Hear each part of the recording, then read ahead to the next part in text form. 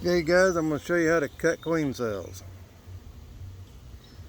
This hive has capped a bunch of swarm cells over at Paul, the half-naked beekeepers, and we're putting swarm cells into mating boxes.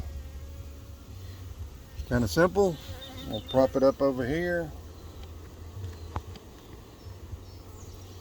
All I'm going to do is take a fillet knife.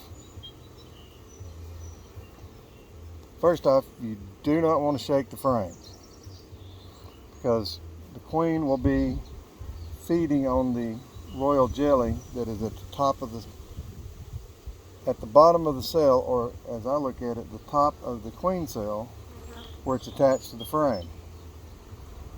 If you shake the bees off of it to do this, that larvae will drop to the bottom of the cell. She will not be in contact with the food. This latest stage, I don't know, let me pull the camera back up here again. I don't know if it's focusing very well, but you can see that the thinning, the lighter color on the bottom of the queen cell, that tells me that they are within about 3 days of hatching. But like I said, you do not whatsoever want to take and shake the bees, because if you do, you'll dislodge that larva from the food. If it's further enough along, she'll survive, hatch, but she won't be as strong and healthy as if she'd been in contact with the royal jelly that whole time to feed. Like I said, simple. I rub the knife on the fence to make sure I've got all the wax from, this is like the 7th or 8th one we've cut. And I just thought about making a video, because this is a way for folks that need queens but do not know how to graft. It's another video in that series. I've already got one about that. I'll link that video down in the description. But you just take and you go up about 1/4 of an inch above the very tip, or 1/2 inch, and you just sit here and slowly slice. Got to be a good sharp knife.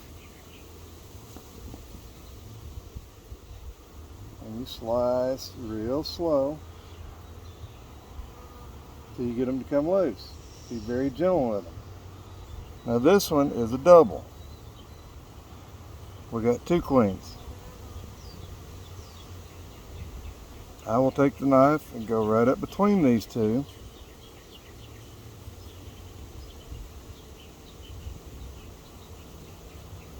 You really can't see what I'm doing, but I'm going up between the 2 queen cells, real slowly, rocking the knife back and forth and rocking it so that the rocking motion does the cutting, not me trying to rip and tear by moving the knife back and forth this way through the queen cells.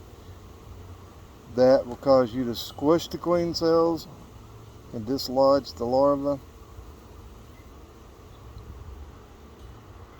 And then once you're just about done, making a video. And voila. And Paul will take these 2 and put them in a hive. And it's simple as that. There's no more queen cells on here because, like I said, I've already cut the ones that were on this corner.